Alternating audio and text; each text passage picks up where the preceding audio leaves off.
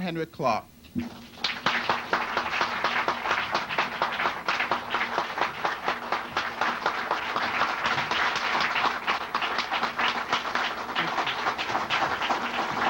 Thank you very much.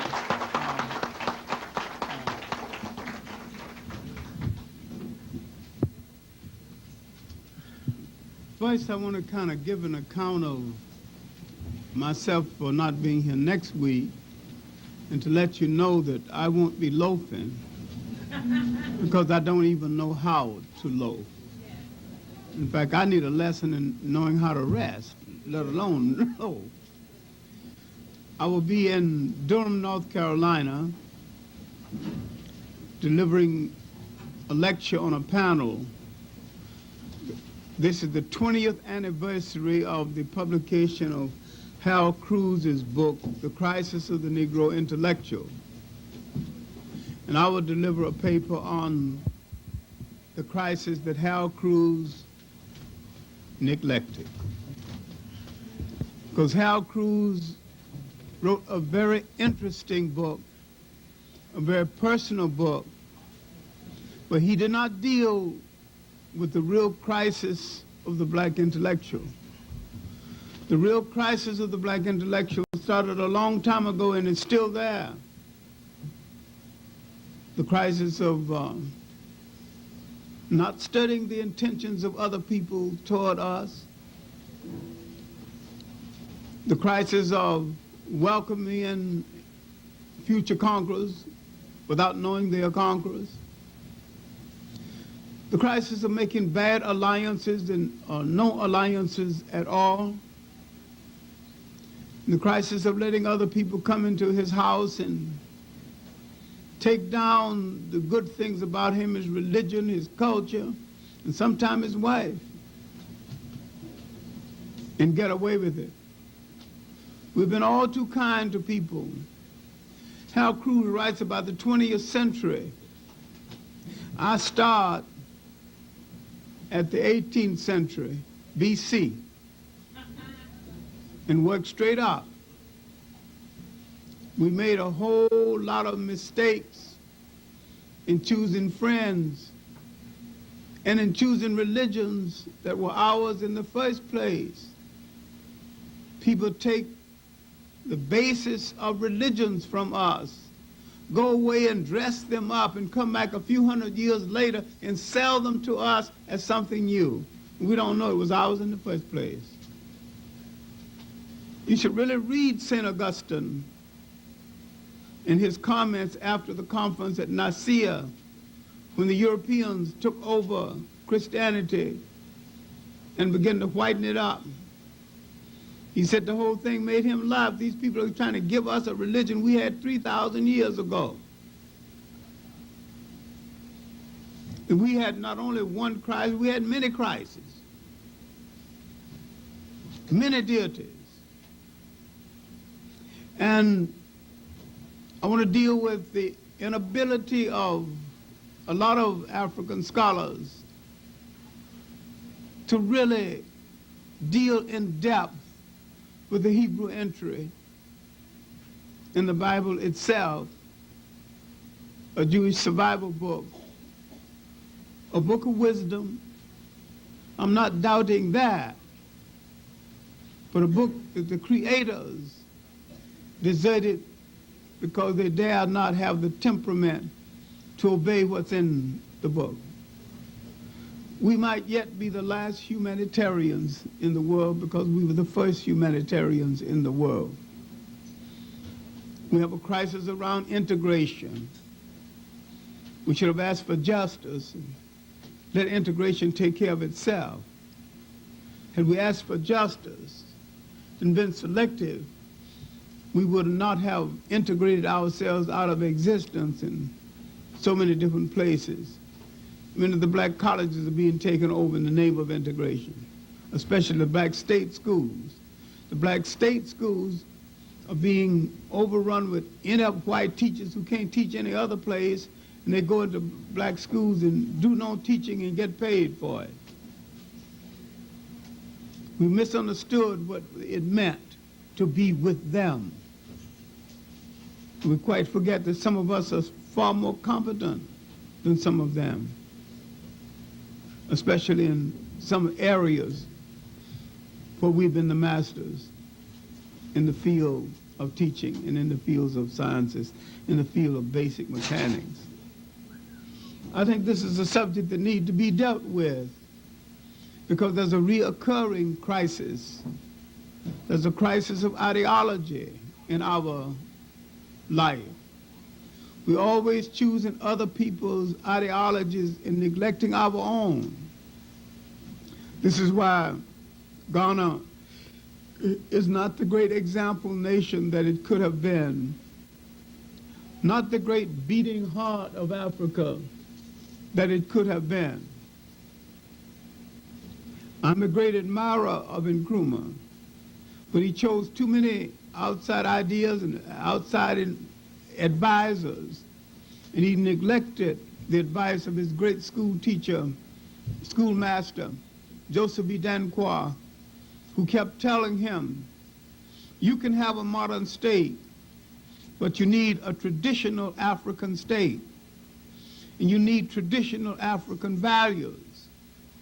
And he kept saying that as for socialism, there's only scientific socialism.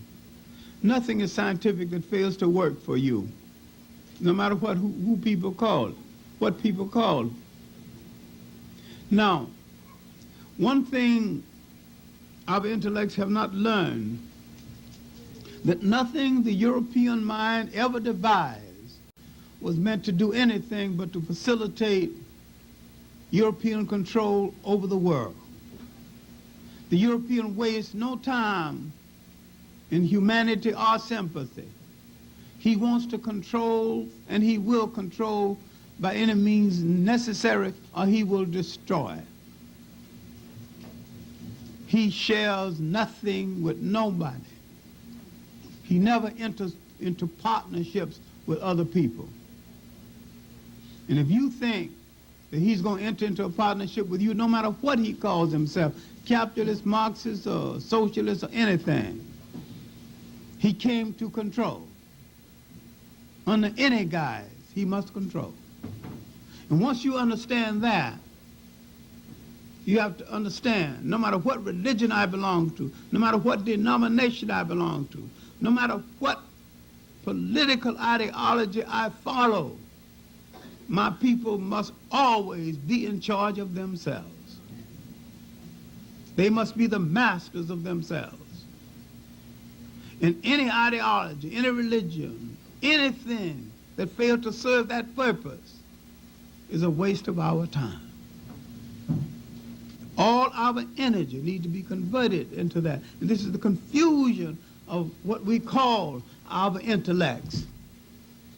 The role of the teacher, the intellect, the preacher, the role of any kind of leader is to make sure his people know the time of day, the political time of day, the emotional time of day, and the historical and cultural time of day. Make sure his people are trained in how to face reality. And if you face reality right now, you will realize that you are living in a society that is dying. The society is not only dying, the society intends for you to die with it. They'll take you down with it. And that you have within your own mind and within your own body the ability to make a whole new world.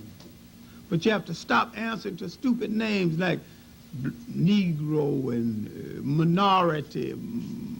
You ain't no minority. There's only 2 people on the face of this earth that might have 1 billion people. The Chinese and us. When you count all of us, including those millions in the Pacific, millions throughout South America, the Caribbean islands, the United States, and Africa, we might have 1 billion people. Somebody say minorities. Answer to minorities every time somebody's going to give away some money. Anytime they're going to give minority something, you become a minority to get the money. After that, go ahead and be the majority that you are, because that's what you are. All right. Now, didn't mean to digress that long, but inasmuch as those other people don't own me, I figure you do. And I have to...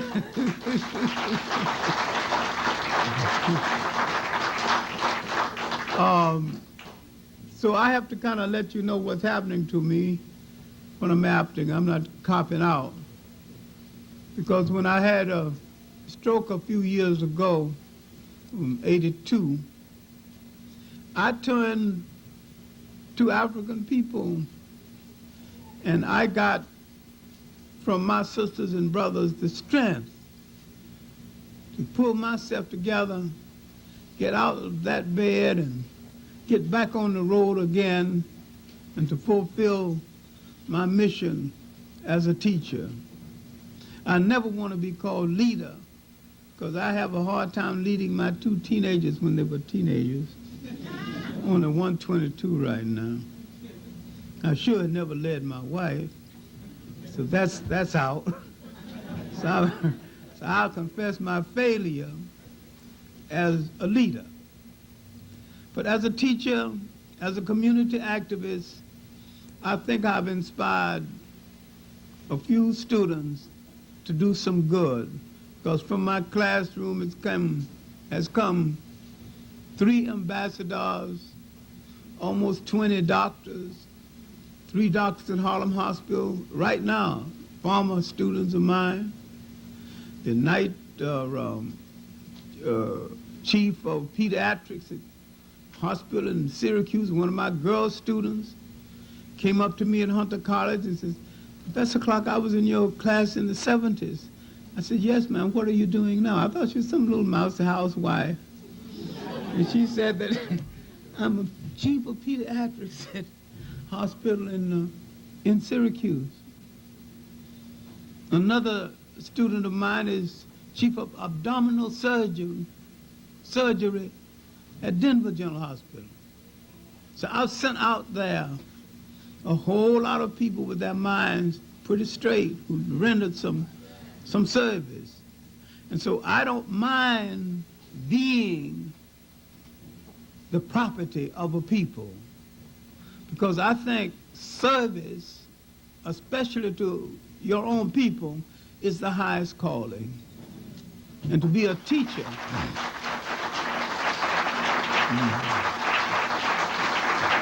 So I don't mind you asking me, well, if you're not going to be here, where are you going to be? That's your responsibility. Ain't hanging out now at your age, are you? Give an account of yourself. Where are you going to be? That's family. So the other folks ask me, I get insulted. But you ask me, I feel you just interested enough and care enough to want to know where I am. All right, let's get into the lecture on the Civil War and its aftermath. Let's look at the period that we're talking about. We're talking about the middle of the 19th century, the 1850s. This is the period that we're talking about. This nation that failed to get a rebirth during the constitutional conferences have now been offered a chance to straighten itself up and be born again. Slavery and immigration is spreading to the western part of the United States. And some of the poor whites who didn't benefit from slavery are saying, we don't want that out here. And not because they love blacks, because they didn't, but they didn't see any benefit for them in having slavery. So they said that as we move to the West and make new nations in the West, we'd rather do it without slavery. And besides, we can do our own labor. They were poor people. They couldn't afford slaves anyway. And so when they opened up Kansas, the poor whites of Kansas began to fight against slavery because they did not want to create still another slave state. And they call it Bloody Kansas. And a lot of blacks went into Kansas because they thought that they wouldn't be slaves. But some of the slaveholders, and those with the power to enforce their will, had gone into Kansas and had set up shop there, trying to create a new slave state in Kansas. These are blacks who went into Kansas, it was called exodusters. They did not exit from the United States. They exited from their homes within the United States. Now, among us, we had not settled the problem of whether we would or would not stay in the United States. This was the period of Martin Delany, the period of Robert Campbell, the period of blacks sending delegations out to Africa to look for a place for settlement. It was a period of another shift in population. After the American Revolution, it was discovered that over 5,000 blacks had fought against the United States with the British. And they became unpopular when the British lost the war. So the British had to get them out of here. The British had sent them to an icebox called Nova Scotia. And the part of that community is still there. But some of the blacks rebelling against this cold climate asked to be sent elsewhere, so they went to Sierra Leone in West Africa. Liberia is just being opened, and so many blacks from the Caribbean, some from the United States, are now going to Liberia. Liberia was officially opened 1847. And what we're trying to look at are the events in the African world on the eve of this war. In South America, the two great states brought into being by slaves, especially in Brazil, had now been more or less broken up or fragmented by the Portuguese, Palmeiras and Bahia. At Palmeiras, they had fought, and not only fought so long, and it started before the American Revolution, blacks had discovered a republic. And no black preached about anything called democracy. But when the whites came into Palmeiras, when they agreed to let them in, they treated them with democracy. They didn't say, here, look, Mama, I'm treating the white man like with democracy. They just went and treated him with democracy. See, we don't preach about something. If you believe something, you don't have to announce it, you just do it. And they just did it. And ultimately, one of those whites was betrayed them, and the rest of Palmeiras was destroyed. Now, Bahia, the other state, had been beaten to its knees and surrendered. That is still a predominantly black area of Brazil. In the West Indies, especially Jamaica, the pivotal state island in the West Indies, the pivotal political island in the West Indies, two islands, Jamaica and Haiti. These are the islands that literally determine the direction of the totality of the Caribbean.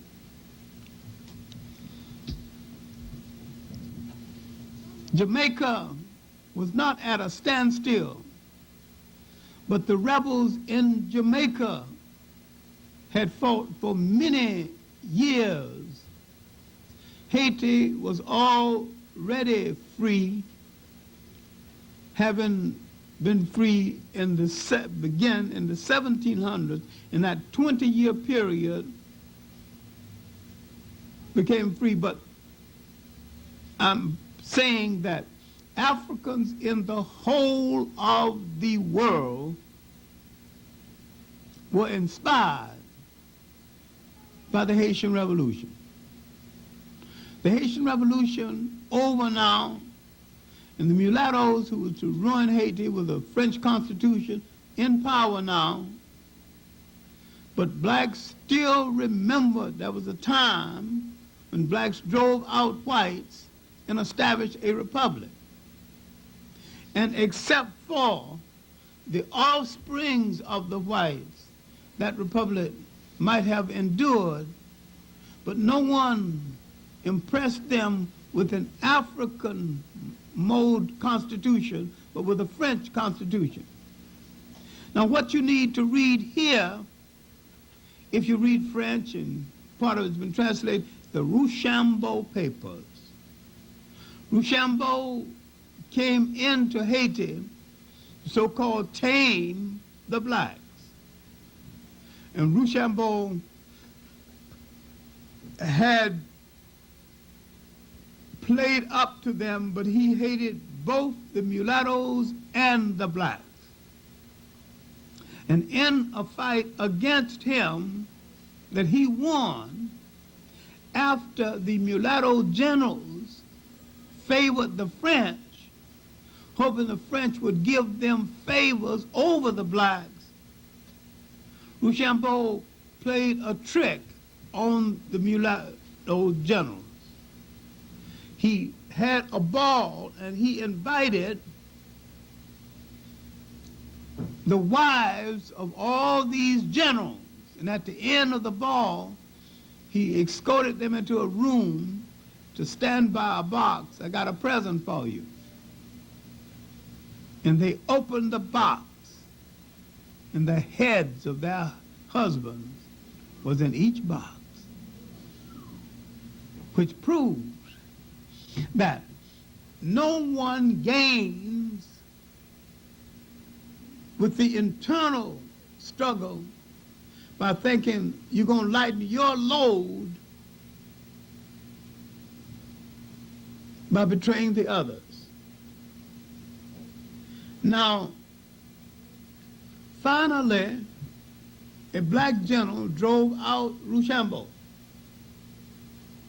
But Haiti fell again into the hands of the offsprings of the French.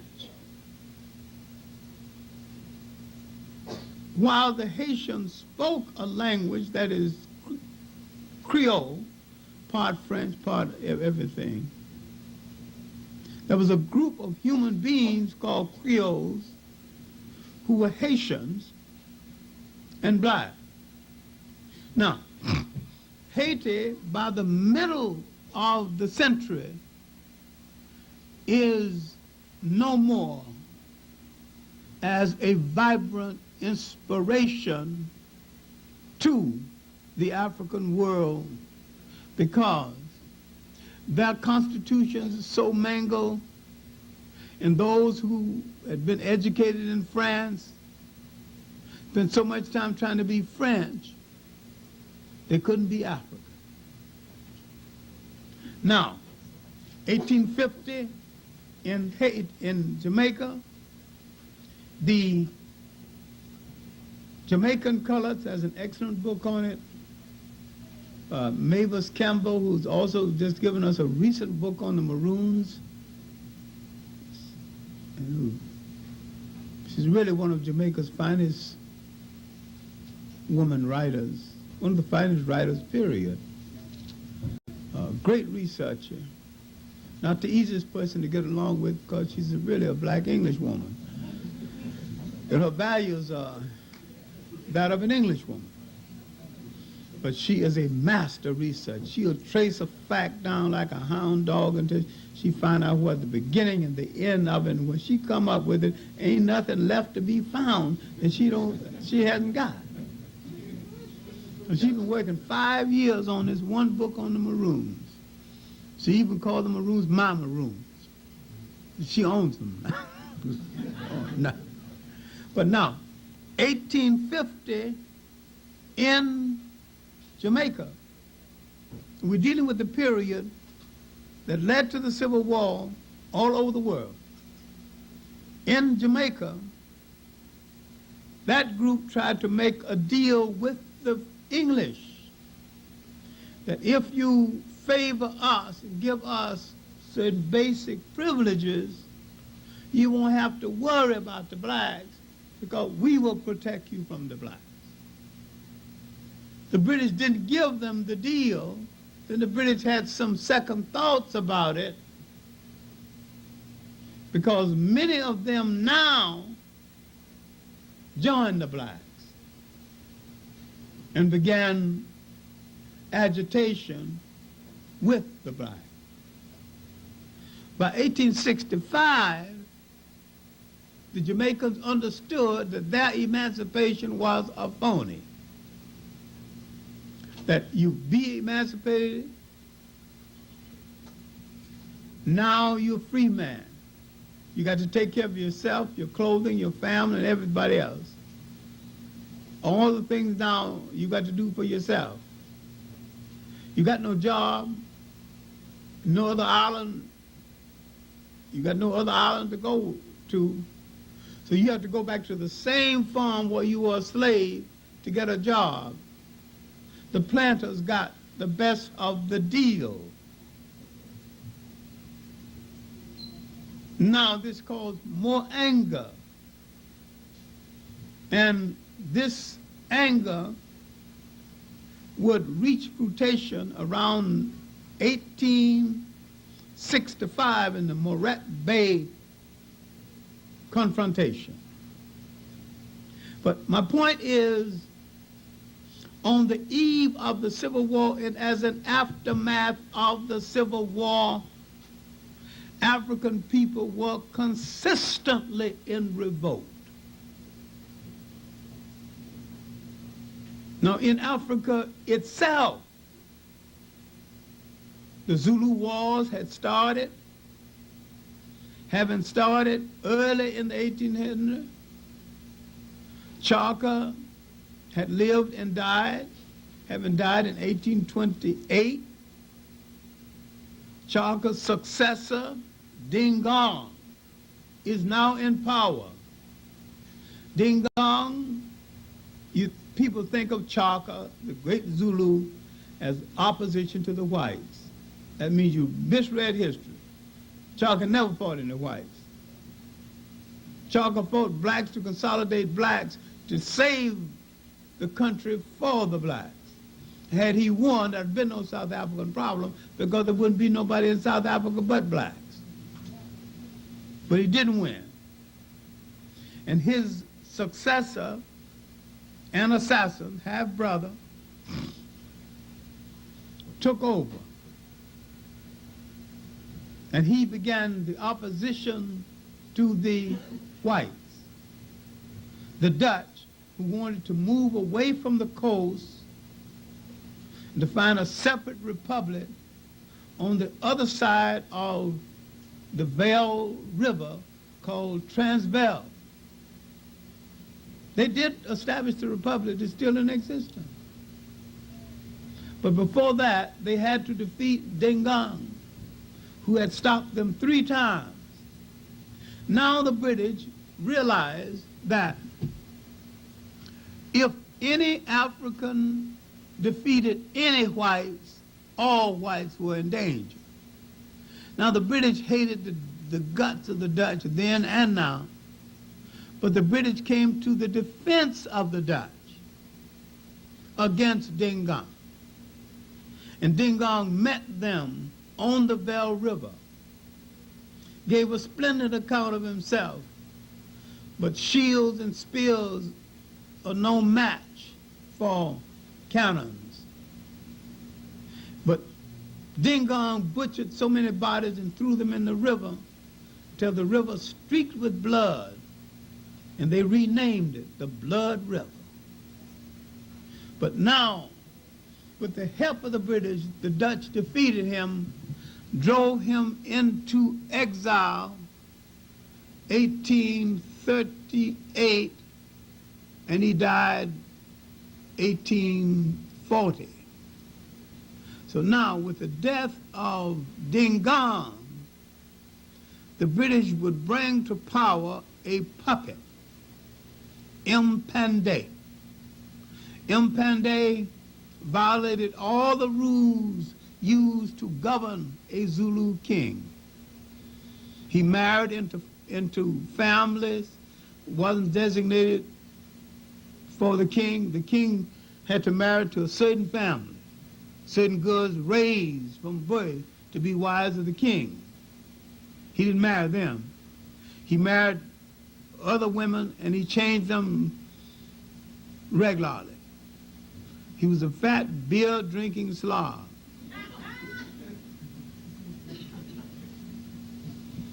And he was so ignorant, the British made out his death warrant and put it before him, and he signed it.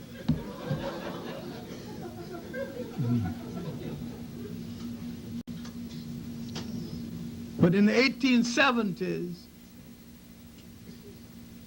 this weakling produced a strong son, and his people overthrew him in favor of the son. His name, Cetshwayo. It was Cetshwayo that reorganized the Zulus into a fighting force and met the British, literally defeating them in one of the decisive battles for the control of South Africa, the Battle of San Helena. Made the mistake many Africans make. He went to England after that to see the Queen. And while he was in England seeing the Queen, the British broke his country up into 13 different parts, and he couldn't communicate with them after that. He subsequently died. The main point is to point to events in the African world on the eve of the Civil War, in the aftermath of these events. The British in Ghana, then called the Gold Coast, decided that they would take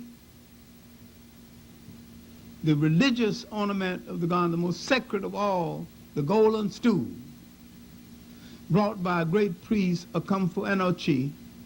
But the British decided they would take it because they said the spirit of the Ghanaian people rests in the stool. And the priest told them, if you lose the stool, you lose your soul, and the people will die. The British, hearing of this legend, decided the best way to break the spirit of the Shanti people is to take the stool. Now, they had tried first in 1805. A young governor named McLean decided he would go up and show the British he can take the stool. The king of Sara Tutu Kawamene sent word back, if you come up here, I will send your head back to the coast on a silver platter. So the fool kid did come to Kumasi, the headquarters of the Shanti people, and Kawamene did cut his head off and send it to the coast on a silver platter.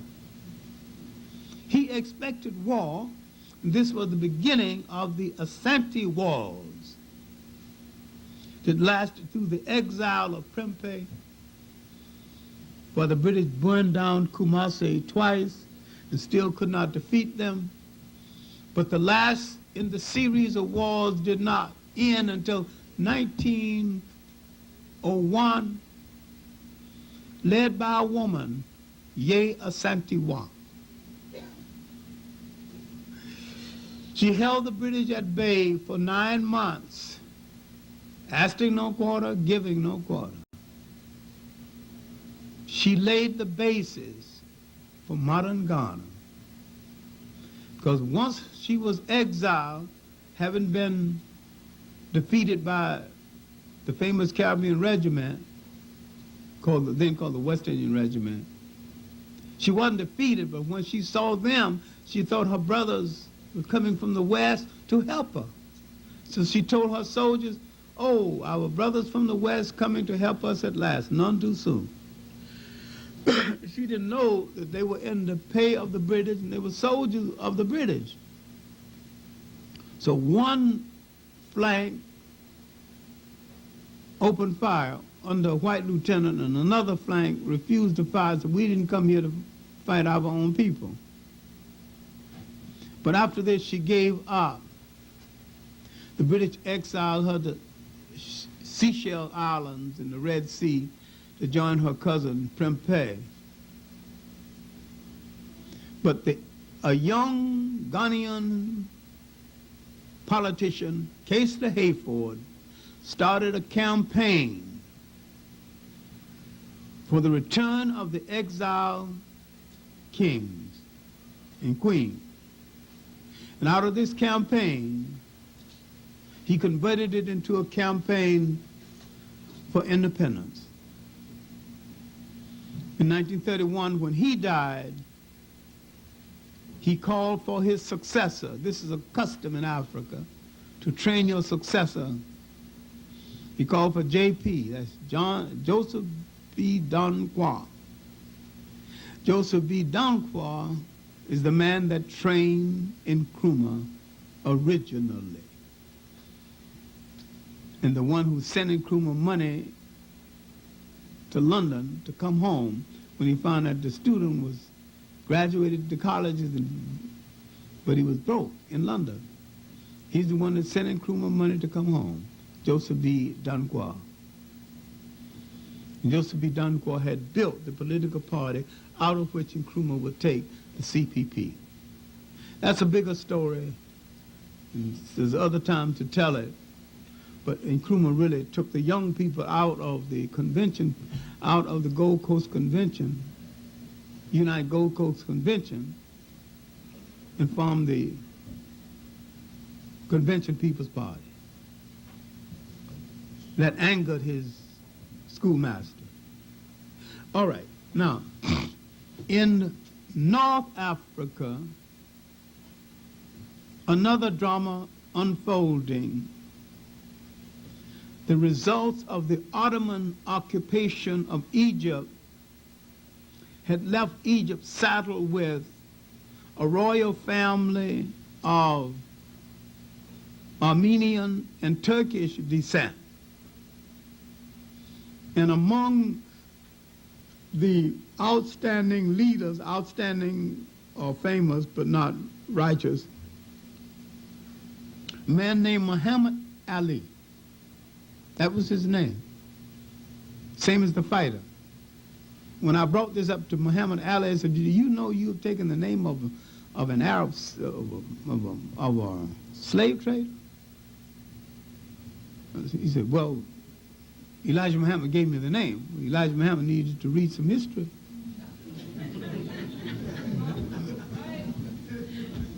Muhammad Ali was a slave trader, and the man that tried to destroy all of the old objects of Egypt. Don't give me no old bones and stones, give me something new.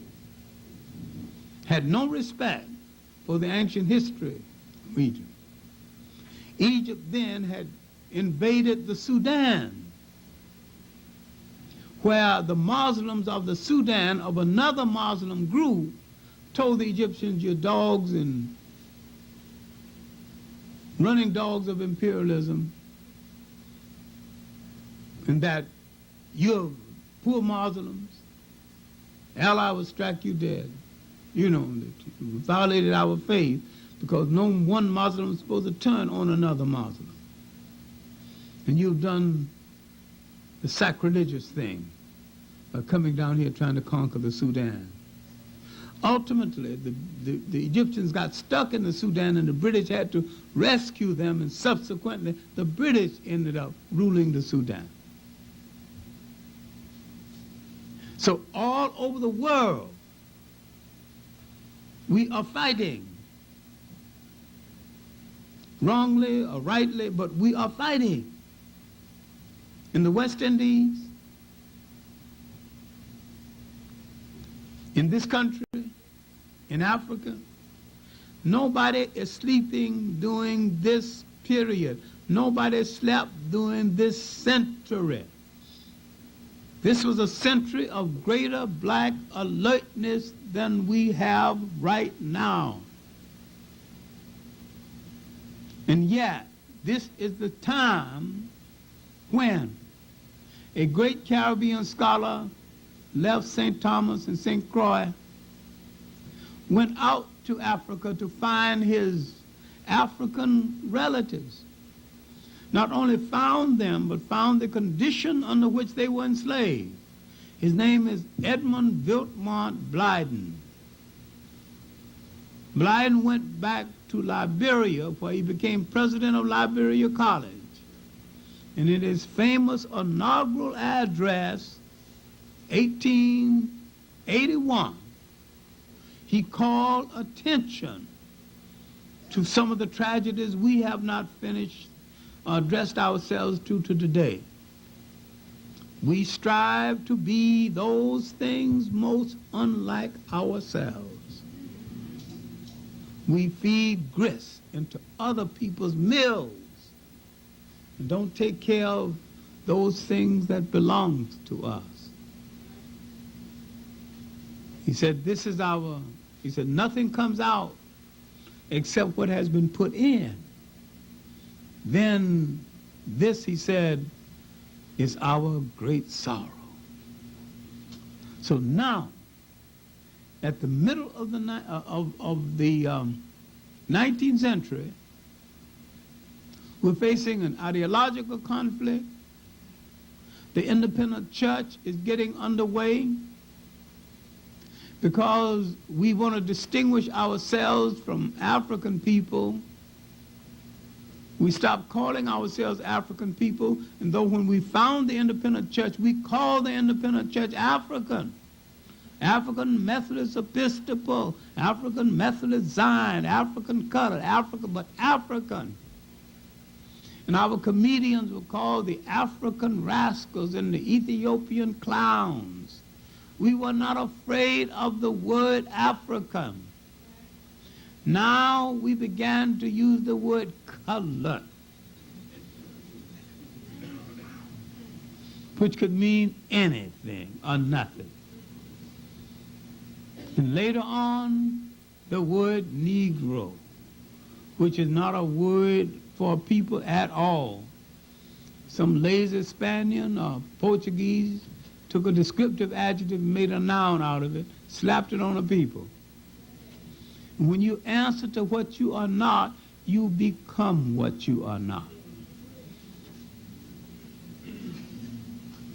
Richard B. Moore, in his little book, The Name Negro, Its Origin and Evil Use, said slaves and dogs are named by their masters. Free men name themselves.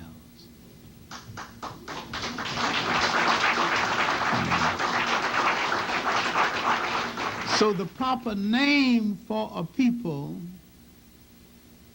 must always relate to land, history, and culture.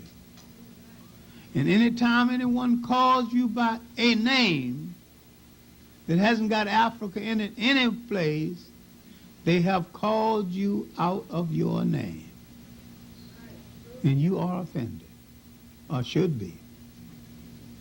Now, we are solving some of these problems and we are creating new problems.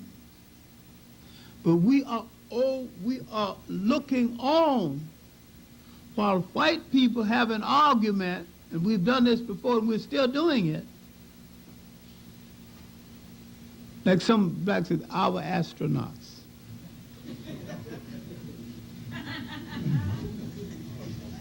We still hear conversations among whites, and we assume that they're talking about us. They ain't even thinking about us. The Constitution said we were 3/5 of man. And nobody ever said that we are not. What and why must we pay taxes if we're not even full human beings? We can make a good case for not paying taxes, because I don't think we're ready to test it. One day some wild man who don't care much for God or the devil is going to put it to a test. You don't care what comes after it, just as long as it's tested. I make a good case for blacks not having to pay taxes. Besides, you collected it already. All those 300 years you didn't give me no salary. You got your money. All right. Now, on the eve of the Civil War, slavery is an emotional issue. The Douglas-Lincoln debates, the talk with Frederick Douglass himself, still alive. Slavery is an issue and a debate. But the real issue leading to the Civil War was not slavery. These northern city slickers who came here with a little money, and the southerner didn't come here with nothing, not even a decent rag on his body. I have said before, Europe dumped its human garbage can into the so-called New World. The worst of that garbage can was dumped into the United States. Now, in the South, debtors, prisoners, women from wash houses, nobodies marrying Anglo-Saxon women whenever they would, so they can call themselves Anglo-Saxon, looking for a social status from some place. Slavery and cotton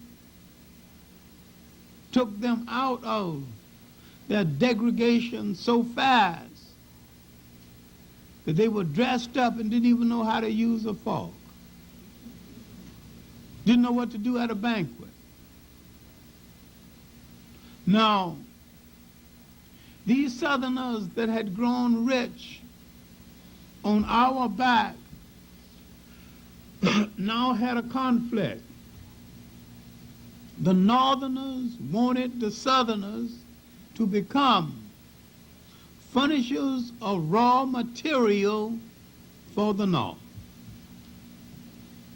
If the Southerners asked, and rightly so, inasmuch as the cotton is here in the South, why not put the textile mills down here? The New Englanders say, oh no, we got mills up here. You send the cotton up that wheel, Jan. We'll take care of the finishing, you just take care of the producing. Some of the great forests were then in the South. A lot of the woods, the building materials were coming from the South. The South was a furnisher of things. The embryo of American industry was just getting underway. Most of the coal was coming from the South. And the South wanted a share of the wealth of the country.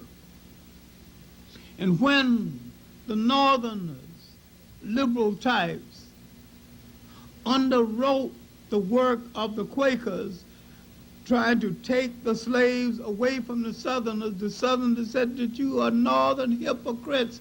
You sold me the slave, made money from it, and you used part of that money to try to take the slave away from me. He said, no, I'm not going to do it. It was not that the South was more principled than the North. It was not that neither one of them had any principle, have none now. It's just up south and down south. The country is basically the same. But the moneyed people who sell in the United States, escaping persecution, so-called, their words, generally sold in the New England states. The poor whites of Europe generally settled in the South. Now they got a footing out of slavery and the exploitation of a lot of white slaves too, especially Irish and Slavs and some Germans. Slavery has gotten them out of the barrel. And now they've found a voice. So this argument continues until some hot-headed Southerners fires at Fort Sumter. Now look at the South. Look at the whole situation, because really this is a family fight between whites and whites. It's not much of a civil war, because now the Southern candidates, cadets at West Point, had the choice of choosing to fight for the South or to fight for the North.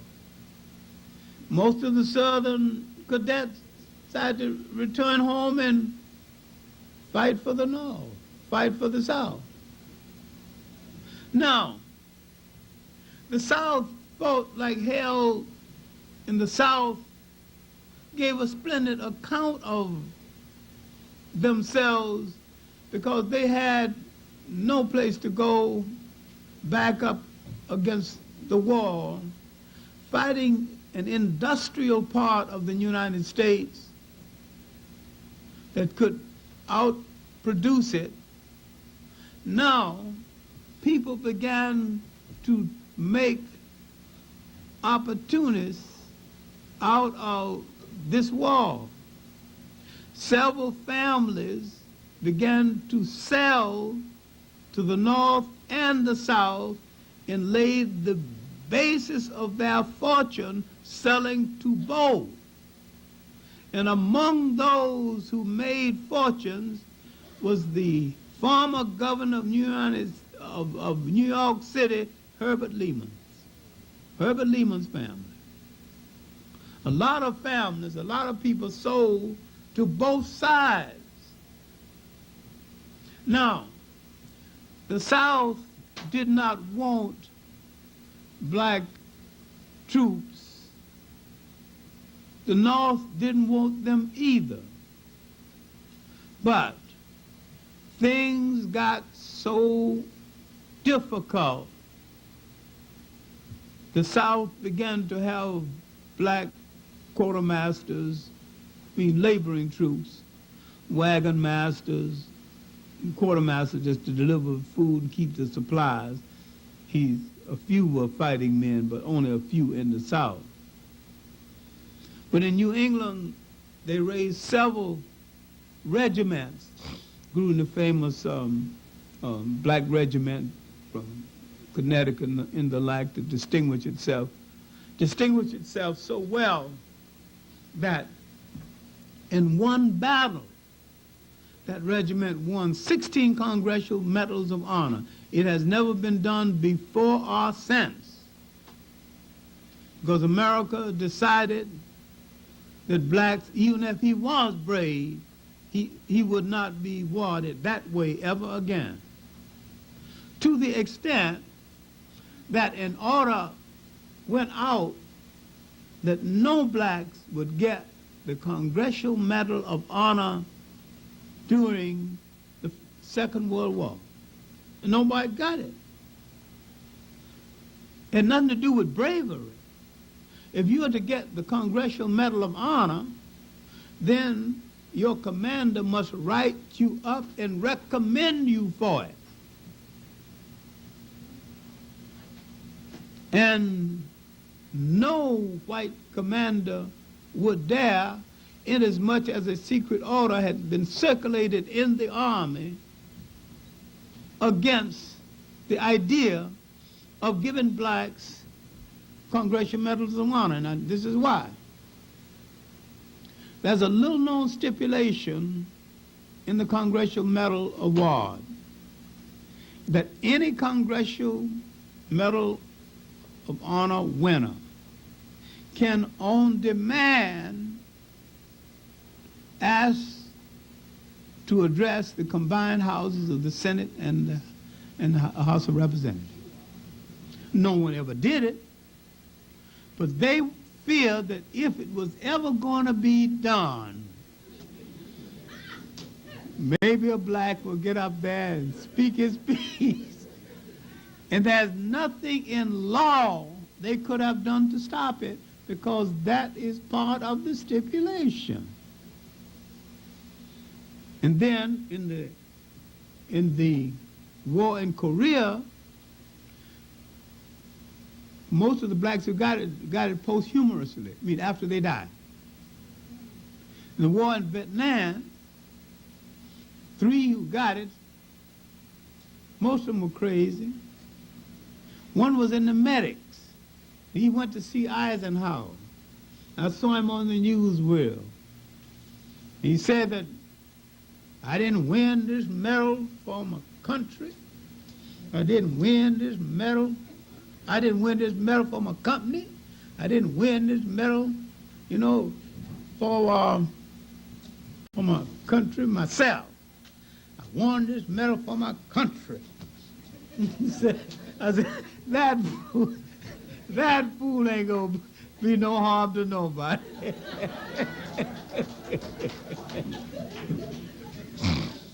Another one went back to Detroit, having won the medal, and blacks razzed him so. Said, what you over there killing those little brown people for and getting a medal?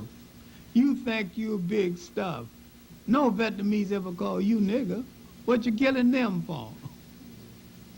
Just to prove he was brave, he started holding up grocery stores until finally one man beat him on the draw and he went on to meet his maker. So those that did get it didn't turn out to be much. All right, now back to the Civil War. Because a whole lot of blacks fought in the Civil War, fought exceptionally well in the Civil War, won medals, saved companies. And Abraham Lincoln himself said, and this is in one of Lincoln's diaries, except for the blacks on the Potomac, guarding the Potomac, the Southerners would have taken Washington. Blacks guarded that capital and guarded it well. Guarded it so well until one night Abraham Lincoln was coming home and for some reason didn't have a stovepipe hat. So he challenged the president at the gates of the White House. Who goes there? He said, President. President of what? He said, President of the country. You don't look like no president to me. Where's your hat? Turned him back. Finally, the captain of the guards came and identified Lincoln and let him in the White House. The next morning, Lincoln, thinking that this soldier might be punished for such treatment, Lincoln had literally recommended he be promoted for doing his job so well. Lincoln said, if he stopped me from going in the White House, I know no spy can get in here.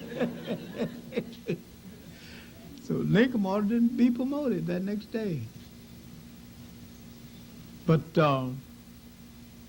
blacks gave a splendid account of themselves, not only in the war, but there was another side of the war. Blacks served as spies and agents. Among those was Sojourner Truth, Harriet Tubman, who had gone into the South and freed any number of slaves and never let a slave turn back. Things get rough, they want to turn back and go back to the plantation. She said, I'll kill you right here first. Ain't nobody going back. I'll kill you and bury you right here. She followed the stars in the skies until she got them out of the South. And so, when the war was over, Lincoln was reluctant to sign the Emancipation Proclamation. Wrote several drafts. Finally, it was signed. He freed the slaves in states where he had no control, but he didn't free them in states where he did have control. He freed them as a tactic to weaken the South and hasten the end of the war. He had said if he could save the Union and free the slaves, he would do it, and if he could save the Union and hold the slaves, he would do it. We were not an issue. Our freedom was not an issue. Now,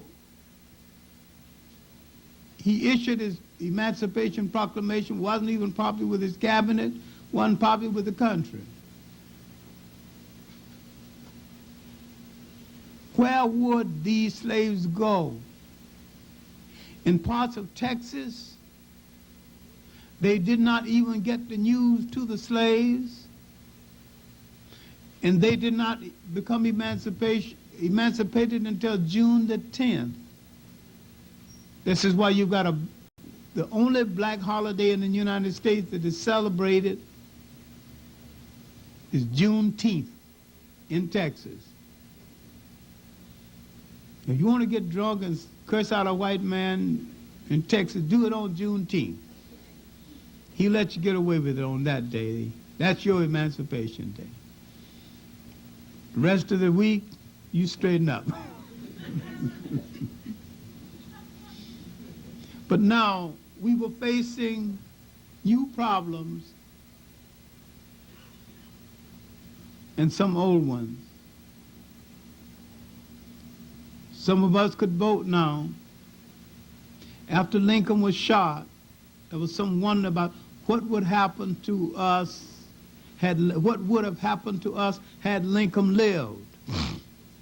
Lincoln had a plan of getting us out of here, and he said that he did not believe any of us could behave in social company equal to whites. So if you want to know what would have happened had Lincoln not been shot, and I'm sorry he was shot,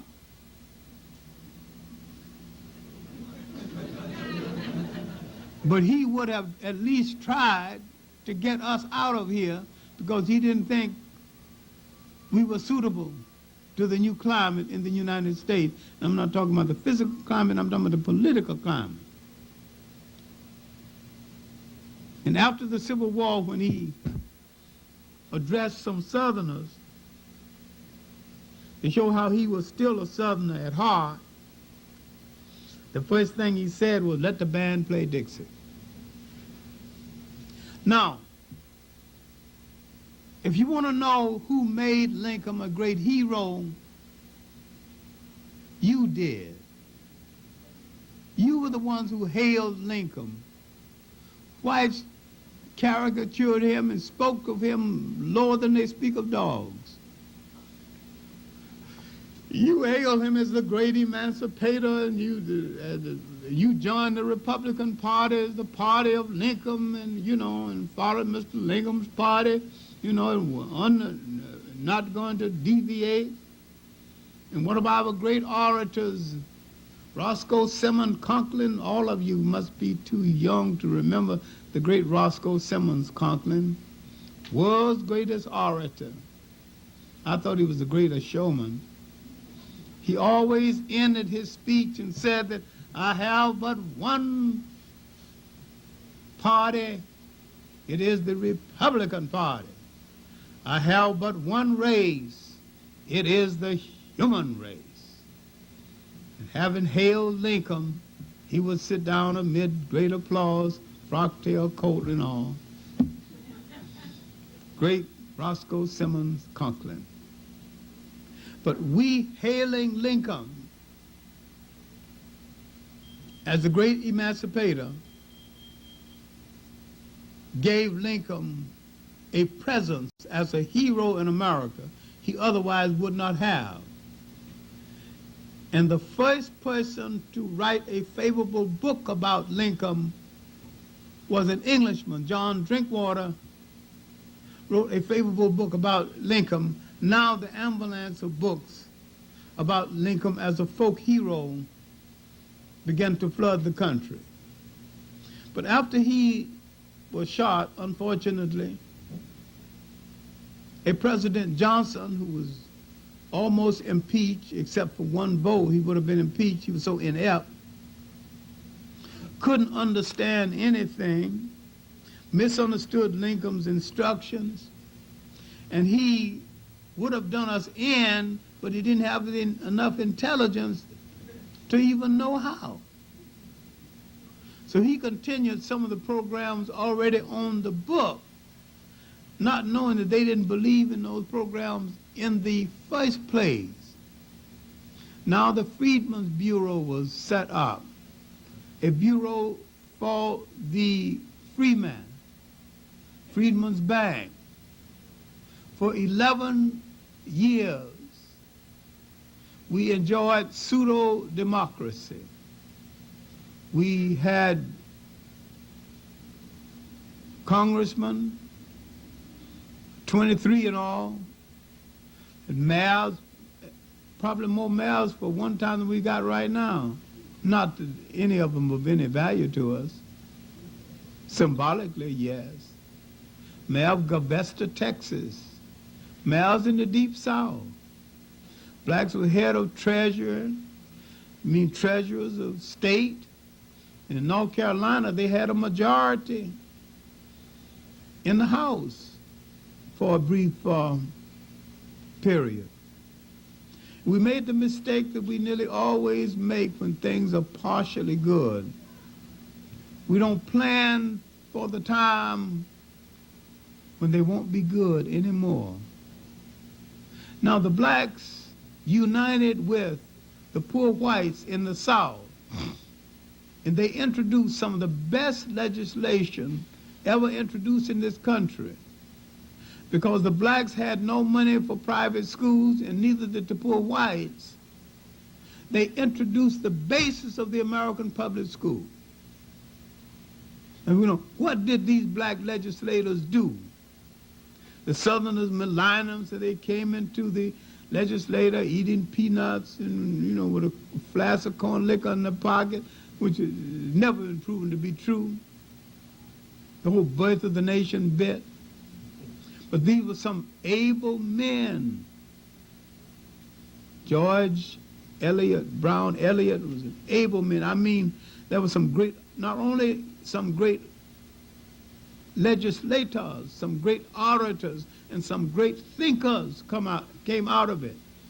Out of this same milieu, out of this same atmosphere came Pinchback, who was lieutenant governor of New Orleans, Louisiana, and briefly governor of Louisiana. I mean, some able men. Out of the same group came two senators, both from Mississippi. Best known, Blanche Calsco Bruce. Bruce, after he was no longer senator, then he was registrar of the Treasury and going home on a Jimco train, but they hadn't broken Jim Crow starts at Washington. And so he was in Washington, and they hadn't broken the cars down, so blacks would be in one section, and whites would be in the section. So he was sitting there, and incidentally, his old slave master was talking to another old slave master. I wonder what happened to that old young slave I had named Bruce. Smart as a whippersnapper. Well, no, didn't know what happened to him. Had a little education, too. Don't know how he got it. Bruce sitting behind him. Bruce took out $1 and showed them. That's what happened to him. He's now Secretary of the Treasury.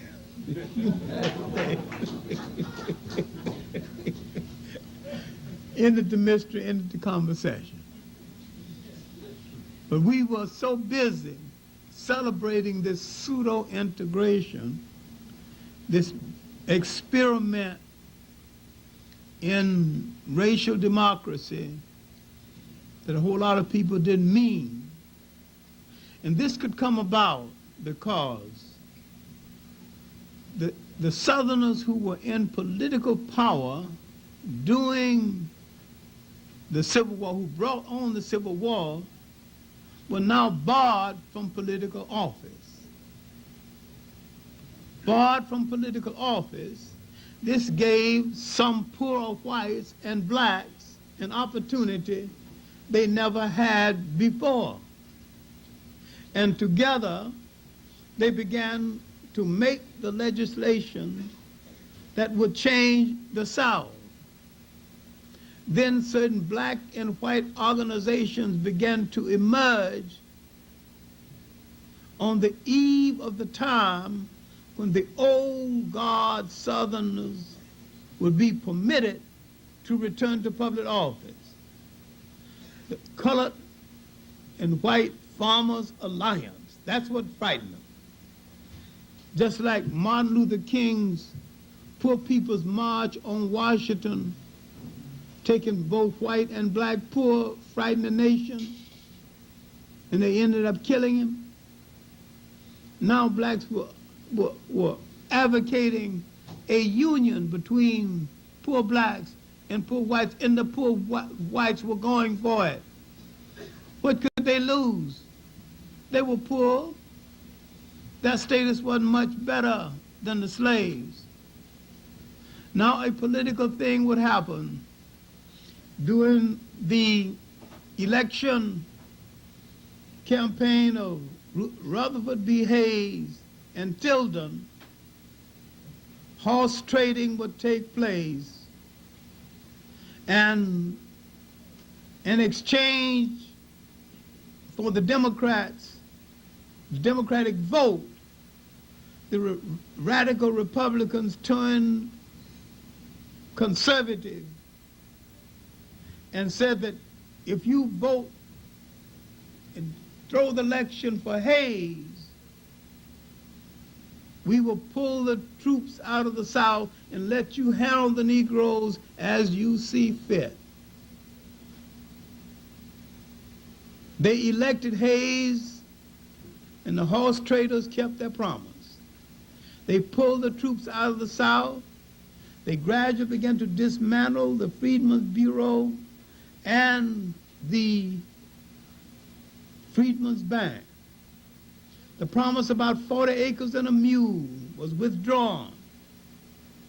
We were on the edge of some dark days in this country, without any friends, any place. In the midst of this, we had to build institutions. We had to get a college education. We had to literally borrow teachers from New England, the New England school mom period. This is the period when a group of white women in New England, the first educated white women in the New England states. White men in New England, mostly non-college graduates, didn't know what to do with a college-bred woman, didn't know what to say to her. Can't chase her to the kitchen, Because all he thought of good, the woman was good for was the kitchen, the church, and to bear children. Now, these educated white women began to retreat, move to the South in large number to teach in the new schools established for blacks. Sometimes the Ku Klux Klan burned down the school. Some of them persisted. Some of them gave up, married Southerners, and became Southerners. But this was a period that tested us as we've never been tested before. This is the period when we had a dynamic ministry, a more dynamic church. It's a period when we gave up old troubles and took on new troubles. And I'm saying the caliber of black men and women that came out of that last part of that century called the nadir, or our darkest hour, speaks well for us as a people, speaks well for any people. And if we in the 20th century knew what they were up against and how they fought and won some battles, losing some, odds we never faced, odds we could not even believe. But these were the valiant men and women of caliber, or not only in this country, but in the Caribbean islands and in Africa. No TV to expose them, nothing, no help, no press releases, against all kinds of odds. They gave this people the strong shoulders and the ability to move down to the end of the 19th century and the ability to enter the 20th century. These were our men and women of valor. And in the period after the Civil War, this was our finest generation. Thank you.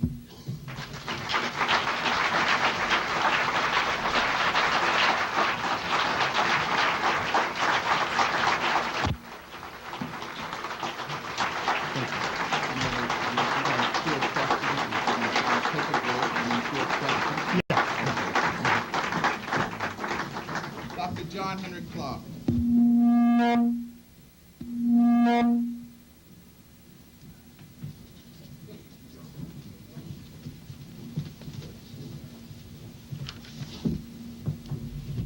Dr. Clarke will, as is customary, take questions. We'll give him a chance to rest up, and while I take the opportunity to make some announcements, those of you who have questions, please line up early, because just in consideration for Dr. Clarke, I do kind of arbitrarily cut off the questioning, and people always entitled AIDS and the African American Community. I always find that AIDS is for most of us, for most people, a exciting topic when it is, here, sit here. Sit. That AIDS is an exciting topic when we're talking about it within the framework of Dr. Welsing and Bad Blood, and many of you know much of the literature and the rumor that is circulating in our communities about the management of AIDS and the like. And we get very excited about AIDS in that regard when we can point a finger and talk about the conspiracy that exists. May or may not be true. I'm very familiar with a lot of that material, and I believe a lot of that material. But as Dr. Amos Wilson said several weeks ago from this same podium, now that that's our belief, now that we understand that there may be a management aspect of AIDS, what do we do about it? It is still here. Well, our health division is addressing that problem from a what do we do about it perspective, from a management perspective, from a perspective that sets aside the origin but says we have a critical condition in our communities and we must deal with it. And it is at that point that I notice the interest seems to abate. Somehow, when it comes to what we can do about it in detailed ways, in learning the facts, somehow or another the interest seems to wane. And so I am imploring those of you who are interested in this crisis in your communities to take advantage of the lecture conference next Wednesday at 7 p.m. here at the House of the Lord Church, and that will be the next in the Timbuktu Learning Center series. Additionally, I want to remind you that there is no Dr. Clarke lecture next week, but in connection with how he ended his lecture today, on October 15th, Dr. Clarke will pick up the series with the fourth in the series entitled Emancipation, Reconstruction, and Betrayal, those years from 1865 to 1895. So we look forward to that. Additionally, I want to remind you of the Leadership Training Seminar with Brother Charles Barron and Brother Paul Washington to begin October 19th at 7:30. Those of you who are interested in that, even if you have no registration fee to put toward it, express your interest to any of the APCO people around the room, particularly in the back. Sister Linda Price would be more than happy to take your names and get you started with the involvement in the Leadership Training Seminar. Now, for those of you who have questions, please, I'll meet you over here with the mic and we can continue. Let's welcome back Dr. John Henrik Clarke.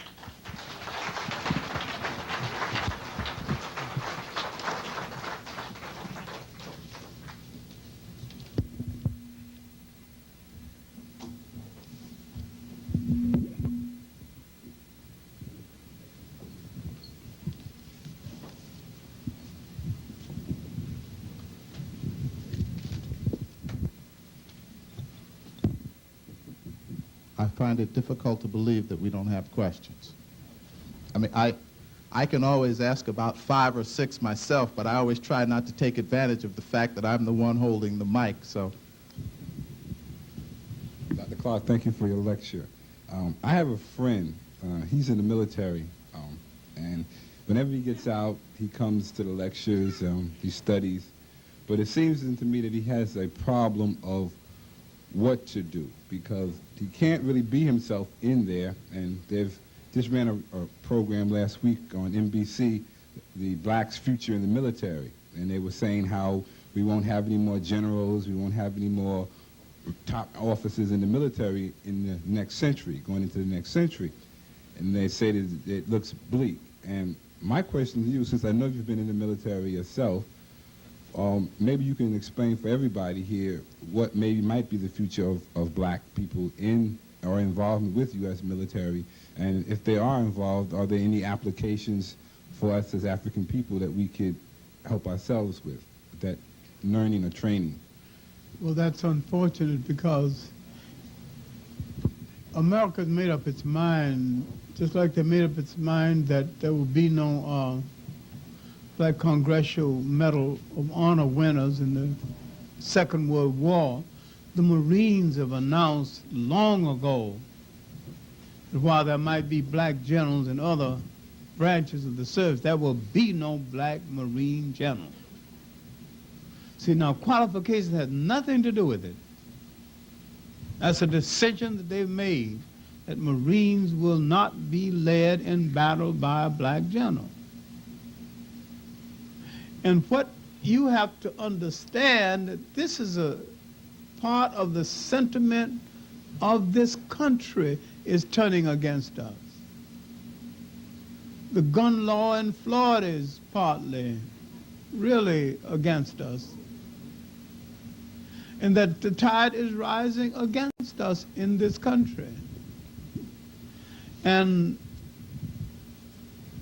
if we had it together and if Pan-Africanism meant anything, we would go and serve in armies in Africa and be generals and be whatever we need to be, and captains of industry too. And I'm not talking about capitalist exploitation of Africa. I would be against that no matter who's doing it. I mean, exploit Africa for the sake of African people, to build schools and to build facilities in Africa for Africans. Let them get the benefit of all that wealth. There was a book called Who Needs the Negro? A lot of people didn't read it. But what the book was saying is that they consider us obsolete in this country. We were brought here to do some labor. The labor is over. They can manage without us now. They didn't bring us here to give us democracy. And we don't seem to be able to realize that. The country is not relaxed if you are a part of it in the true sense. But then where are we going to go if we don't stay here? There's not a single country in Africa told us to come home. That's the tragedy. We have not built up the kind of relationships to break through all the propagandized minds in Africa so the Africans could see what a great value we would be to them. But all the basic technical knowledge we have, we could revolutionize and industrialize Africa. In a little while, Africa will be producing everything it needs. No one has made this idea work universally. Now, when I was in the Army 4 years, 2 months, 26 days. No.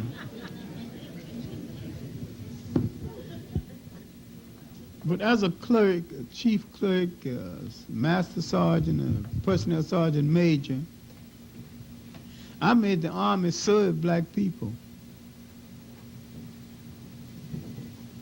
And if I was convicted for all the different things I did in the Army, all the different laws I violated, I'd still be in jail. But I had no illusion about it. Some colonel asked me in the Army, because my men were the cleanest, neatest, best dressed, less venereal disease than any company in the whole 8th Corps area. Some grinning colonel come congratulated me, said, "Sergeant, how do you instill such patriotism in these boys?" You know what I told him? I didn't call them in formation until I went from one barrack to the other. I said, "You walk this earth like kings because you are kings. You are too proud to carry disease in your body and to give it to one of your women. Don't do this for your company. Don't do it for your country that has betrayed you. Do it for yourself because you are a king and that's the way you walk the earth. And if you are a king, your women must be queens and they must subsequently be treated like one."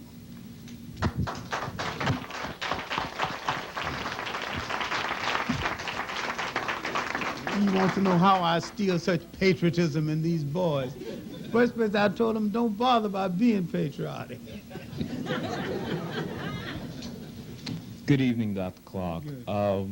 In listening to your lecture this evening, I was most interested in finding out, you spoke of when Afro-Americans first stopped identifying themselves as Africans.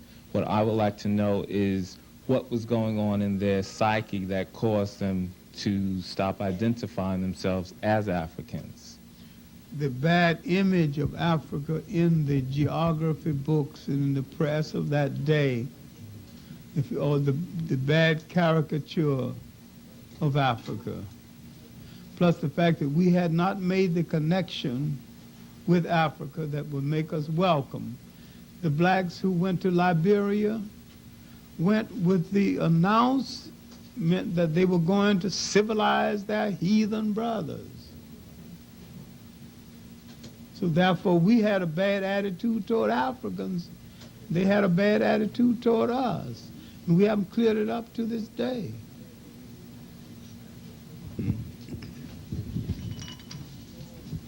Otep, you talked about the Maroons in Jamaica. I want to know if the Maroons were also in the United States and in other parts of the Caribbean, and what were their roles in these other parts, if they were there. No, the Maroons all over the whole New World. And Herbert Aptek has written an essay on the Maroons in the United States. There's a good book by Faulkner Watts on the Maroons of Haiti. But the most colorful of the Maroons were those in Jamaica. There were Maroons in Guyana who brought off the famous Bubbeast revolt. And Maroons all over. The revolts in Brazil was led by Maroons. The word maroon just means runaway slave. It's no big deal. So any slave who was runaway could be called a maroon. A lot of people think only Jamaica had maroons. Jamaica had the most publicized maroons. But there were maroons all over. In this country, they were in the mountains of Kentucky and West Virginia. They escaped and stayed there and sustained themselves and dared the U.S. government to come and get them. Some of them joined the old mountaineers, and some of them went to the west with the pioneer wagon trails.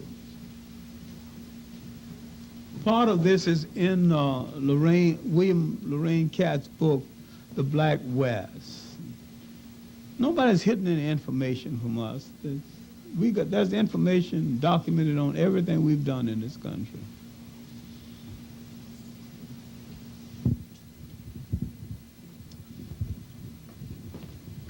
Oops, sorry. How you doing, Dr. Clarke? Thank Good you. evening. I was talking to some people today at school. I work in the public school system, and I was a little upset with a problem, a political problem between the PTA and the teaching staff, which was white. And in conversing with them, I finally admit to them that I see, they always refer to me as a racist. I see no way in the world that true justice could ever come without an armed struggle. I fully, strongly believe that it's the only way now. I would like to know, what is your opinion on that? Well, I've advocated it most of my life, and people thought I was crazy. And I was leading blacks to suicide. I have no argument with it. My opinion on it is positive. Racists will always call you a racist when you identify their racism.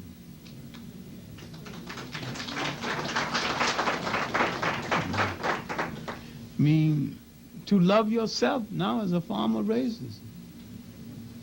We're the only people who are criticized for loving ourselves. And white people think when you love yourself, you hate them.